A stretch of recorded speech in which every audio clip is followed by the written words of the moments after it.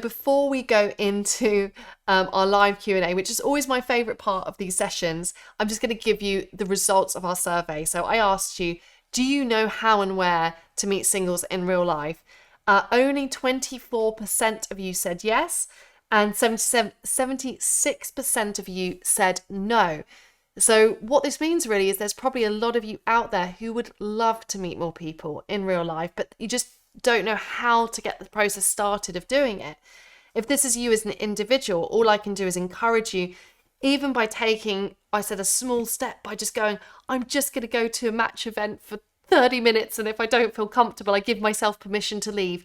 That would be really good. If enough of you that are listening to this can act on that and can start to begin the process of going to real life events to meet people, of becoming more open to meeting in real life, this is going to do a lot to, I think, increase our group enthusiasm for dating. So now that I've answered that survey question, we've got our Q&A, and I've already got some great questions that have been sent in. The first one that was being sent in by Adrienne, who says, how is the best way to start a conversation when you're messaging someone for the first time? So Adrienne, I think it's all about keeping it personal, playful, and to the point. So when we talk about personal, if we send a generic message like, hey, how's your weekend going? It's actually quite a difficult question to answer. It's a really broad question, and it also won't help that person to feel, wow, this person has really chosen to message me because of something that I've done. So you want to look at a person's profile, and of course, particularly pay attention to those people who have really put effort into their profiles, who've used Match Voice, who've written a nice profile, who've added a good selection of images. Then you choose something from that selection to comment on. You can say, oh, you're going to have to explain to me how you got into X, or I really like that you're into Y, or I see that you're into X. Have you ever thought about trying Y? So just simply acknowledging something that someone has done and put effort into in their profile. It shows that you've actually really read it, and it shows that you have standards that you're looking for when you meet people. The second thing is to keep it playful. We want to keep our tone when we're writing something as fun and as positive as possible. That's because rather than paying attention to exactly all the words that we say to someone, what someone inadvertently pays more attention to is how they feel when they're interacting with us. So if they feel that you're coming from a space where you're being complimentary, or you're creating fun by asking something playful, that will mean that they feel more positively towards the conversation as a whole. My favorite little example of this is seeing a picture of someone at a birthday party and saying, oh, can you steal me a slice of that cake in your picture that was in your picture? It's kind of silly, it's a little bit abstract, but it really communicates that quality of playfulness. Finally, we want to keep your message relatively short. The first message isn't the time and place to ask someone out, because remember, we would like them to contribute to the interaction first. Likewise, it's not necessarily the place where you need to copy and paste your whole profile and tell them all about yourself. It's really just kickstarting the dialogue and seeing if they are in the same mindset as you, of being open and ready to meet someone. Our next question comes from Polly. Polly asks, how can I be better at flirting? Now, I actually think with flirting, it's something that's pretty easy for us to overthink. So you may have walked away from maybe a conversation with someone online or offline recently, feeling like it wasn't a success because you didn't do the flirting thing well enough. And in fact, flirting doesn't have to be this like whole separate part of your conversation.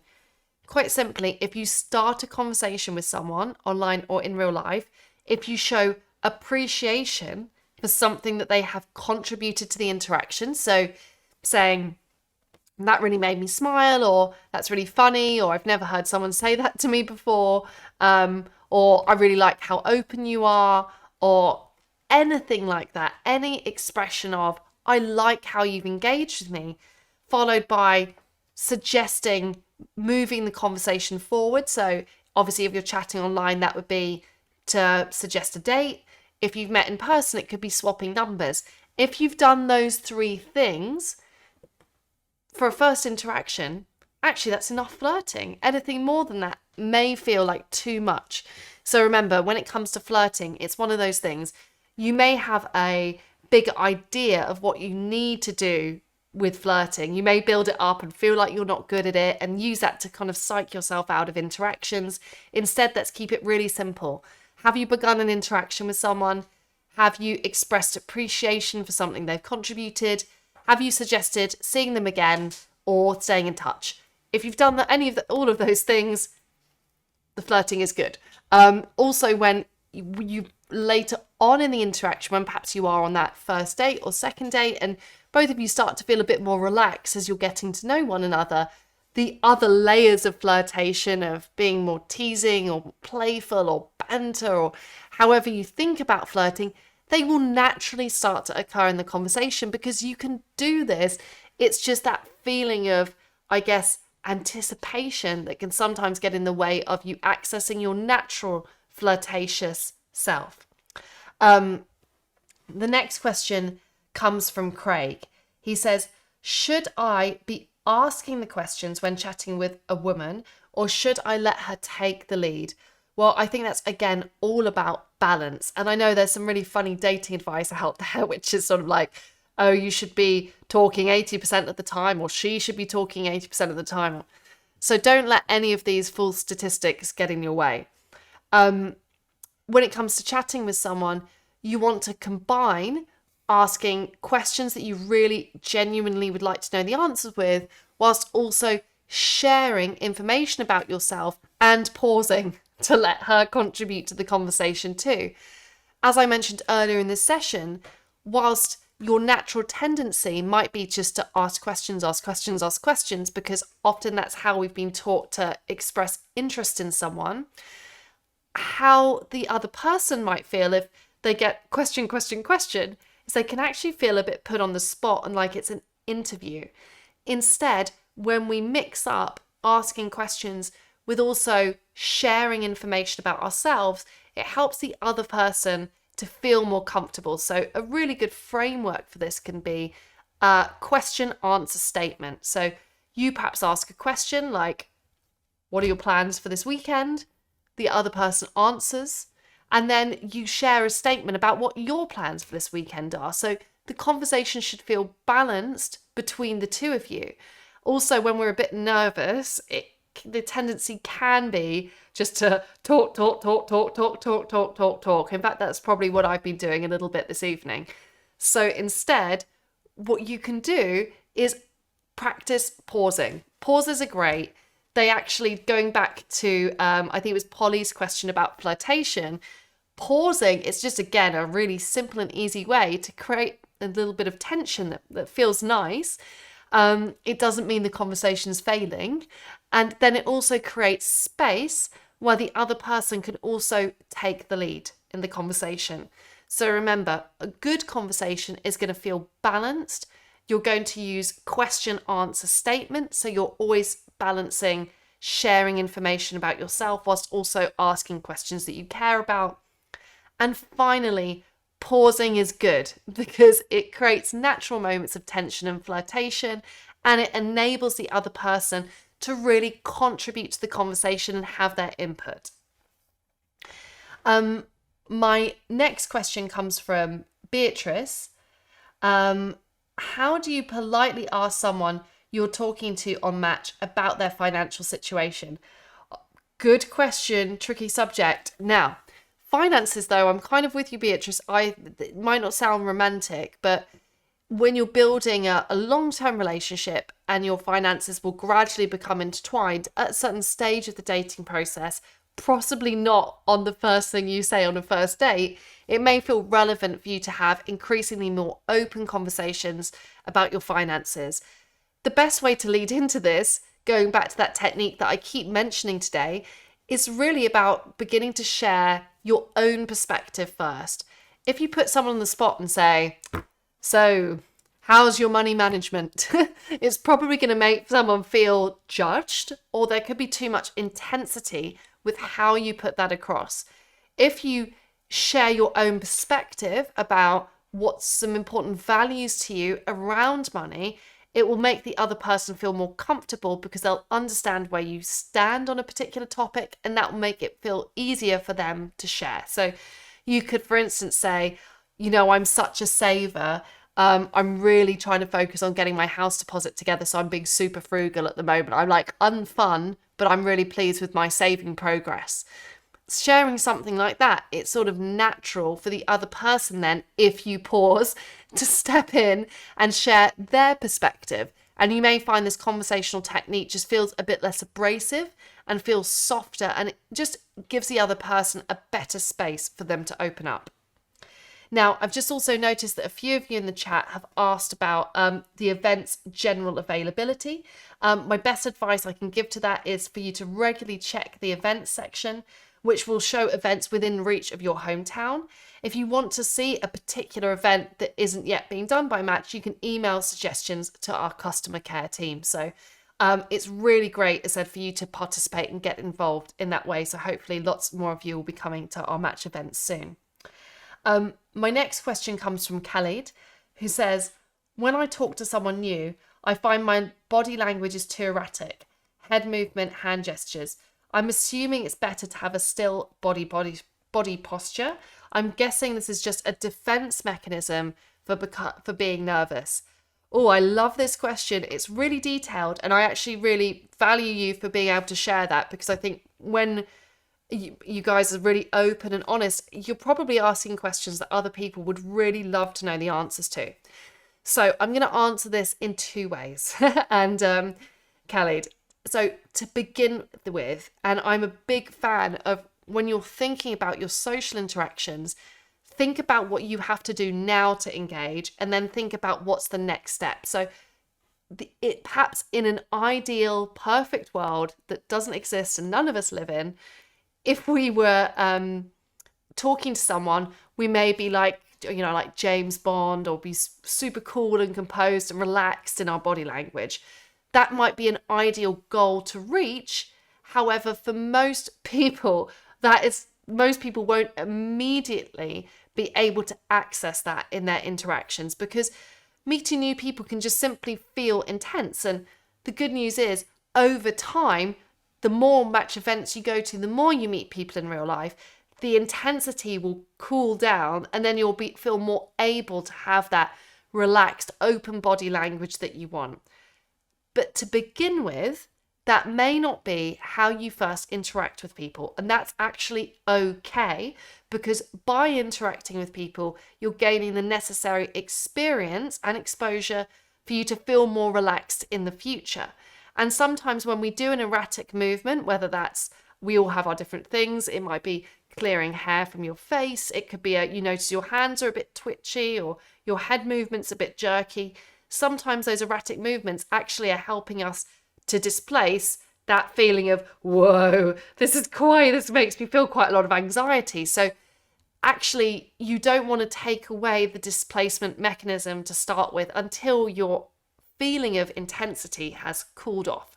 So give yourself, I think, be a bit kind to yourself here, and give yourself some permission that actually this is using, perhaps having that twitch or that slightly erratic body language at the beginning may be part of your process of getting to know people. And it's actually okay, and surprisingly is just a normal thing that people do. So I'd say normalize it in your mind and recognize that could be part of the process. Then further down the line, when you're regularly going to events, you will start to gradually feel like, this is more normal, because we tend not to worry or feel as much stress towards things that we do really regularly. So once meeting people in real life becomes a more regular part of your routine, you may find that your body language naturally becomes more calm and more relaxed. And yes, ideally, we want to aim for relaxation in an interaction. So sometimes that can also be a really nice thing to focus on developing once you've gained a bit more experience. That could be just remembering to take a deep breath, remembering to pause, remembering to make eye contact with someone and be present. All of those things can be really, really helpful and good later on in an interaction, but don't judge yourself as not good enough if you're not immediately able to do that. The next question comes from Jenny, who asks, have you any advice for a video call? I find this idea quite scary. Okay, so when I hear someone expressing that something feels scary, I automatically think as your coach, okay, if that's a bit scary and that feels a bit too far for you to go right now, what's a level that you feel that you could engage with? So perhaps we don't do a video call, perhaps you just do a voice call, and that will feel somewhat easier. Perhaps you swap phone numbers with someone and you brave sending them a voice note. So you still want to, if possible, move towards using more human forms of connection, which basically when we use our voice and verbal communication rather than just written communication. This helps you to make better decisions about who to spend your time with, and it helps both of you to feel more excited about the prospect of meeting one another. However, if a video call is like, oh God, the lighting isn't good, my hair's a mess, it feels like too much, then just find a kind of slightly different level of maybe just doing an audio call or swapping some voice notes that you find it easy to engage with. If you do want to commit to doing the video call, a couple of little tips that can help with this are simply to keep it short. So you can do it as you're on your way to doing something else. So it could be you're on the way to the train station and you just do a quick chat then, or you're cooking some food. If you're a little bit distracted and you're physically moving around, again, it will help you to find that video call slightly less intense. And then you also, just in case there's not a connection, you have a kind of natural end to the video call that's coming up in a few minutes where you have to take your carrots off the boil or hop onto a train. And sometimes having a bit of a get out clause will again make it feel easier for you to take that step and do the video call with someone. And if you can take steps more consistently in your dating life, you will meet someone amazing. It's just about learning to consistently take the right action steps. Natalie now asks, how do you move the online conversation to meeting in real life? Some people just want to send endless messages. So, Natalie, I think what's important here is for you to differentiate who really is just, maybe there is a small minority of people out there who, because they feel very anxious or they are using chatting for other reasons, that they don't have a genuine intention to meet in real life. Lots of other people, the vast majority, will probably want to meet in real life, but they'll want to do it at a stage where they either feel comfortable or they may not know when you feel like you want to meet, and they could be waiting for a perfect moment in the interaction to suggest meeting that just hasn't happened. So what I would suggest, Natalie, that you do is you can go forward and strongly hint or suggest that you'd like to meet in real life. So you could say, I'm so much better at real life chats, or you're making me smile. I think it'll be so nice. It'll be great to get to chat to you more in person.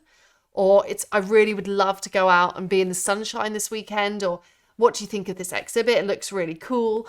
So just suggesting and showing intention towards meeting in real life for the people that you're interacting with who lack a bit of confidence to make their intentions clear, that may help them to suggest meeting you in real life. If after a huge hint drop, someone still isn't picking up on things, then you may want to consider that perhaps this person just isn't quite meeting your standards for what you need from a person to continue to feel excited about interacting with them. So in this case, you may decide actually that perhaps whilst you like some things about someone's profile, the pace at which they want to take the relationship at and the communication style isn't creating compatibility for you, and you may want to let that interaction go. So remember, communicate what you want and give the other person the opportunity to date and relate to you in a way that's positive for you. We may not all arrive at the same destination on exactly the same timeline, and that's okay. And if at that stage, the person still isn't stepping forwards, then you may have got a clear indicator that whilst they've got some positives, that they're not relating to you in a way that matches up with the relationship style that you want, and they haven't quite matched up with that, and you may feel more comfortable with letting the interaction go. My next question is from Derek, who says, as someone with a disability, is it advisable to always say about having a disability in your main profile? So first of all, Derek, whether you have a disability that's visible or invisible, we all will have something in our lives which makes us not the perfect person that we have to share at some point. And in sharing that and gaining acceptance, that's the foundation of having a really amazing relationship with someone. Your disability is yours to disclose. There's some sense in disclosing it early on, because in your online dating profile, if it's a physical disability, that might be through a picture, or it could be something that you briefly mention. So it doesn't have to be the whole purpose of your profile, but you may want to, in a kind of prosaic way, say, I should also mention I have X. This means Y can feel a bit trickier for me, but I love my life. Or, I'm really happy, I'm really comfortable within myself. So you could mention something like that, because that might provide a valuable filter for you, where you feel you're, again, having purposeful conversations with people who have chosen to accept you and feel excited about the prospect of getting to know you as you are. Likewise, however, if you'd rather get to the point where you have a date with someone and perhaps if your disability isn't quite so obvious and you want to build some trust and make sure there's a connection there before you share that information about yourself, that's equally okay. I think this really comes down to what kind of disability you have, how it impacts your life, and also how it might impact your dating experience. So obviously, if you have a physical disability or something that limits you in terms of the kinds of dates that you would choose to go on or feel comfortable to go on, then disclosing earlier might make sense.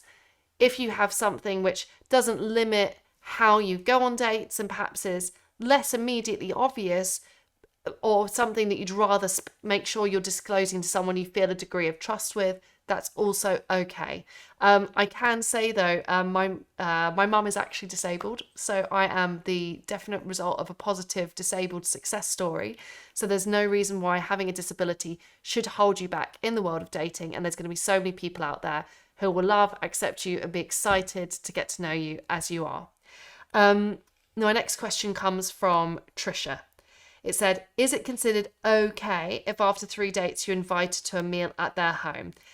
This is a good question, because there aren't really any set rules with dating. It comes down to what you personally feel comfortable with. So similar to how I answered the question to Derek, let's make this personal to you, Trisha.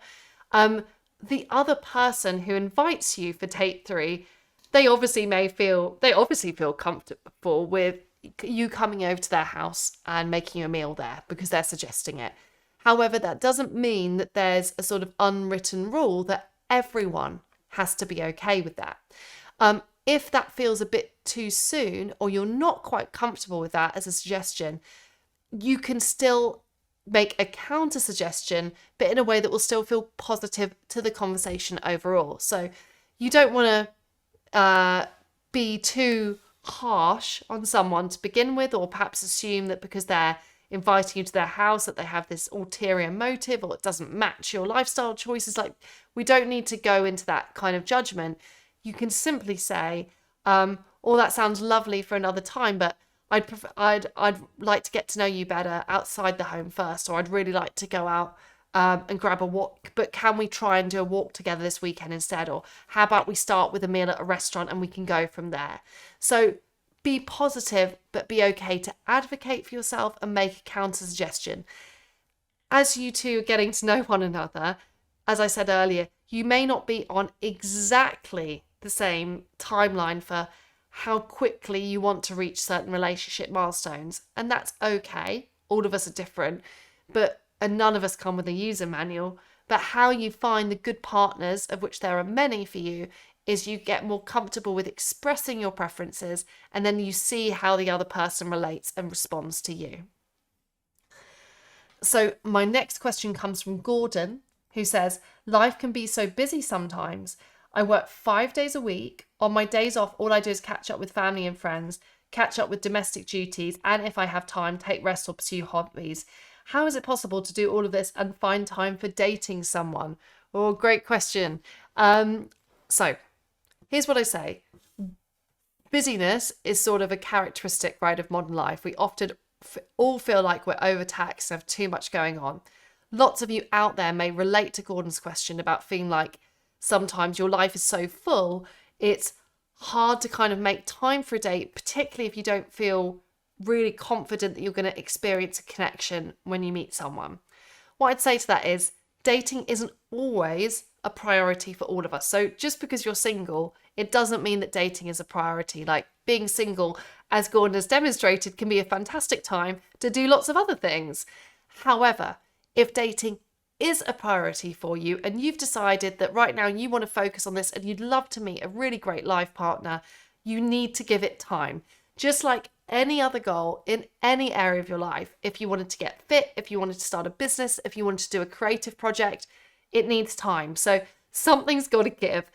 That might mean, for instance, that you book out time in your week where you can have dates or you can get to know somebody. It might mean that instead of doing a hobby that's more solitary, like hitting the weights section at the gym, you do a gym class where you at least might meet someone whilst you're also pursuing a hobby. So you may get smart about your time.